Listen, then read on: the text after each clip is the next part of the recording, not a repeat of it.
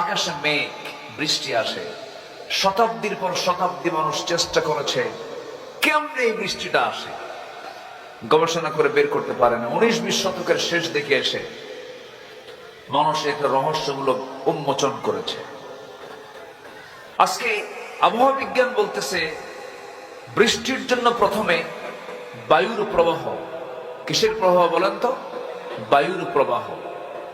এরপর বায়ুর প্রবাহের পরে মেঘের স্তূপীকরণ।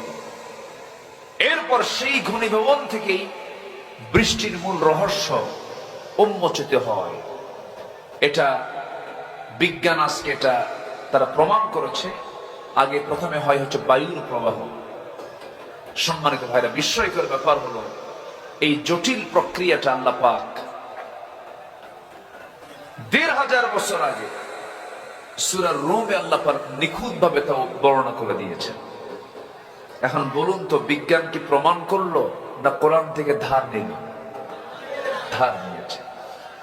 আল্লাহ রাব্বুল আলামিন বলেন, আল্লাহুল্লাযী ইউরসিলুর রিয়াহা ফাতুসীরু সাহাবান ফায়াবসুতুহু ফিস সামাই কাইফা ইয়াশা ওয়া ইয়াজআলুহু কিসাফান ফাতারাল ওয়াদাকা ইয়াখরুজু মিন খিলালিহি فإذا أصاب به من يشاء من عباده إذا هم يستبشرون জোরে বলুন আল্লাহু আকবার।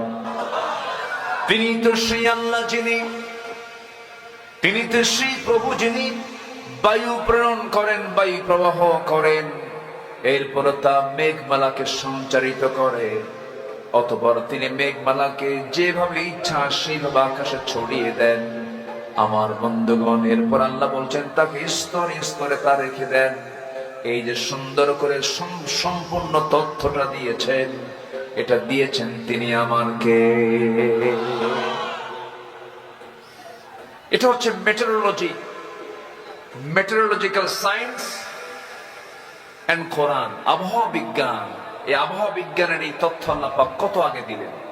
আবার এই আকাশ থেকে যে বৃষ্টি আসে, এই বৃষ্টিটা মেঘ আকারে আল্লাহ পাক আকাশে যে জমা করেন, দুনিয়ার পানিকে আল্লাহ পাক বাষ্পীয় আকারে তোলেন। কি আকারে তোলেন? পানি চক্রের মধ্য দিয়ে এই পানি নোয়াখালী থেকে, লক্ষ্মীপুর থেকে, আবার ওইদিকে পঞ্চগড় থেকে, ঠাকুরগাঁ থেকে, নর্দমা, পচা পানি সব জায়গা থেকে আল্লাহ পাক বাষ্পীয় আকারে উপরের দিকে উঠায় আনেন। সমস্ত পানির উৎস হলো সমুদ্র। সমুদ্রের পানি কি মিঠা না লবণ? বলেন, মিঠা না লবণ? লবণ পানি। আল্লাহ যখন তোলেন পানি, তখন কি মিঠা তোলেন না লবণ তোলেন? উপরে যখন উঠান তখন কি উঠান? কি মিঠা না লবণ?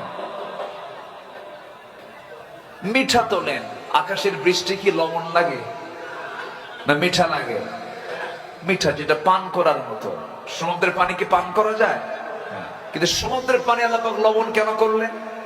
লবণ করার কারণ হলো গোটা পৃথিবীর সমস্ত জীবাণুগুলো নদী, নালা, খাল, বিল দিয়ে সব পচা আবর্জনাগুলো সব চলে যায় সমুদ্রে। সমুদ্রের পানি যদি লবণ না হয়, তাহলে এই আবহাওয়ার সাথে ওই পচা দুর্গন্ধ মিলে পৃথিবীর এই অক্সিজেন, পৃথিবীর যে বাতাস, এটা দূষিত হয়ে যেত, মানুষ বাঁচা কঠিন হয়ে যেত। আল্লাহ পাক এটাকে হজম করার জন্য ওখানে লবণ সেট করেছেন। জোরে বলি সুবহানাল্লাহ। কিন্তু আল্লাহ যখন পানি তোলেন, তখন ফিল্টারিং করে মিঠা পানি আকাশে তোলেন, বাষ্পীয় আকারে বৃষ্টি দেওয়ার জন্য, আকাশ থেকে পানি বর্ষণ করার জন্য। এবং সেই পানিটা আল্লাহ পাক নাজিল করেন, পরিমাণ ছাড়া নয়, বেশিও নয়, কমও নয়, একদম লিমিট করে আল্লাহ পাক সেই পানি নাজিল করেন। আল্লাহ রাব্বুল আলামিন বলেন, ওয়াল্লাযী নাযালা মিনাস সামাই মাআন বিকদরিন فأنشرنا به بلدة ميتا কাযালিকা তুখরাজুন। জোরে বলুন আল্লাহু আকবার। আল্লাহ রাব্বুল আলামিন বলেন, তিনি আকাশ থেকে যখন পানি নাজিল করেন, সেই পানিটা অপরিমিত নয়, সুপরিমিত করে নাজিল করেন। যে পরিমাণ পানি নিচ থেকে বাষ্পীয় আকারে তোলা হয়, ওই পরিমাণ পানি আল্লাহ পাক আকাশ থেকে নাজিল করেন। জোরে বলি সুবহানাল্লাহ। বিকদারিন, পরিমাণ মতো করে পাঠান। যদি অপরিমাণ মতো করে যদি নাজিল করতেন, দুনিয়া সব ডুবে শেষ হয়ে যেত। আল্লাহ পাক তোলেনও পরিমাণ মতো, নাজিল করেনও পরিমাণ মতো। এই যে সুন্দর করে তিনি যে নাজিল করছেন, এই পদ্ধতি, এই পানি চক্রের এই পদ্ধতি, দুনিয়ার সমস্ত টেকনোলজিকে, প্রযুক্তিকে ব্যবহার করেও যদি পানির এই চক্রটি যদি কৃত্রিম ভাবে পুনরুৎপাদন করতে চেষ্টা করত, কিয়ামত পর্যন্ত দুনিয়ার কোন টেকনোলজিকে এই পানির যে চক্র, এই চক্রকে আবিষ্কার করতে পারবে? পারবে না। সম্মানিত ভাইয়েরা আমার, সম্মানিত বন্ধুগণ, মহান রব্বুল আলামিন যে পরিমাণ পানি আকাশ থেকে নাজিল করেন, বিজ্ঞান গবেষণা করে দেখেছে, আধুনিক বিজ্ঞান, যে ভূপৃষ্ঠ থেকে প্রায় প্রতি সেকেন্ডে 16 মিলিয়ন টন পানি বাষ্প হয়ে আল্লাহ পাক উপরে উঠান। প্রতি সেকেন্ডে 16 মিলিয়ন টন পানি, যা বছরে এর পরিমাণ দাঁড়ায় হলো 513 ট্রিলিয়ন টন। 513 trillion ton. এই যে পানির এই সিস্টেম পদ্ধতি, সব আল্লাহ পাক সৃষ্টি করেছেন, এই প্ল্যান তৈরি করেছেন সব বান্দার জন্য। যেরকম সুবহানাল্লাহ, আর জোরে বলে সুবহানাল্লাহ। যদি এই পানির পরিমাণ যদি সুপরিমিত না হতো, সঠিকভাবে যদি এটাকে যদি নাজিল না করা হতো, তাহলে গ্রাউন্ড ওয়াটার লেভেল ক্রমশ নিচে নেমে যেত, সাস্টেইনেবল ওয়াটার ম্যানেজমেন্ট চ্যালেঞ্জের মুখে পড়ে যেত, এবং ভূগর্ভস্থ পানির স্তর কমে এগ্রিকালচারাল প্রোডাক্টিভিটি এবং আরবান ওয়াটার সাপ্লাই ব্যাপক সংকটে পড়ে যেত। একসময় গ্রাউন্ড ওয়াটার রিজার্ভস কমে যেত, ফলে পুরো বিশ্ব ইকোলজিক্যাল যে সিস্টেমের ভারসাম্য নষ্ট হয়ে প্রাণের অস্তিত্বের ধ্বংস হয়ে যেত। পৃথিবীর কোনো মানুষ টিকতে পারতো না, কোনো মানুষ, কোনো প্রাণী টিকতে পারতো না। সব ম্যানেজমেন্ট করেছেন তিনি কে? আসতে বলবেন না, তিনি কে? আল্লাহ। আল্লাহ তাআলা এই তথ্য কত আগে কোরআনে দিয়েছেন। সম্মানিত ভাইয়েরা, সে কোরআন যদি আজকে আমাদের সামনে না থাকতো, আমরা কিছুই জানতে পারতাম না। কোরআন আছে বলি সবচেয়ে আমার প্রিয়জন, চিনতে পেরেছি আমরা কাকে। আসতে বলবেন না, কাকে? আল্লাহকে। সে আল্লাহ তাআলা আমাকে আপনাকে একটা লক্ষ্যে বানিয়ে পৃথিবীতে পাঠিয়েছেন। সে লক্ষ্য হলো, কারো গোলামি করা যাবে না, গোলামি করতে হবে একজন প্রভুর। তিনি আমার কে? আসতে বলবেন না, তিনি আমার কে? তিনি কি ক্ষণস্থায়ী না চিরস্থায়ী? ক্ষণস্থায়ী না চিরস্থায়ী? তিনি কি কখনো মারা যাবেন? তিনি কখনো মৃত্যুবরণ করবেন? তিনি কে? আল্লাহ। জন্ম দেন নাই, তিনিও কারো থেকে জন্ম হয়ে আসেন নাই। তার পরিচয়টা আরো ছোট্ট সূরার মধ্যে আল্লাহ পাক আর সুন্দর করে দিয়েছেন। যারা পারেন ঠোঁট মিলিয়ে বলুন, কুল হুয়াল্লাহু আহাদ আল্লাহুস সামাদ লাম ইয়ালিদ ওয়া লাম ইউলাদ ওয়া লাম ইয়াকুল লাহু কুফুয়ান আহাদ। আল্লাহ এক, আল্লাহ স্বনির্ভর, তার সমকক্ষ পৃথিবীতে আর কেউ নাই। সেই মহান রব্বুল আলামিন আমাকে আপনাকে দুনিয়াতে পাঠিয়েছেন। আমরা আল্লাহর কাছে আগে ছিলাম, রূহের জগতে আগে ছিলাম। রূহের জগতে থেকে আল্লাহ পাক আমাকে মার পেটের জগতে পাঠায়া দিয়েছিলেন আলামে বুতুন। সেই মার পেটের ভিতরে নির্দিষ্ট সময় অতিক্রম করার পরে দুনিয়ার জিন্দেগিতে আলামে জাহানে পাঠিয়েছেন। 3 নম্বর জগতে আমরা আছি। দুনিয়ার যখন জীবন শেষ হয়ে যাবে রে, এরপরে আলামে বারজাখ চলে আসবে, সামনে কবরের জিন্দেগি চলে আসবে। আমি পৃথিবীতে এসেছিলাম, দুনিয়াতে থাকবো, যে কয়দিন হায়াত আছে এরপরে কবরবাসী হয়ে যাব। এখনই যদি মৃত্যু হয়ে যায়, কে বলেছে বাবা আপন, কে বলেছে মা আপন, কে বলেছে ভাই আপন, কে বলেছে স্ত্রী আপন, কে বলেছে সন্তান আপন। এক্ষুনি মরে যাব, সব আমার পর হয়ে যাবে। টান মেরে সব একসঙ্গে আমাকে ধরে নিয়ে 24 ঘন্টা বাজাবে না, তার আগে আমাকে কবরের দিকে নিয়ে চলে যাবে। কবরের শোয়া দিবি, বাঁশ চাপা দিবি, মাটি চাপা দেবে। ওই যে বিদায় নিয়ে আসবে, ওই জামার কাছ থেকে সবার দুনিয়ার সম্পর্ক মাইনাস হয়ে গেল।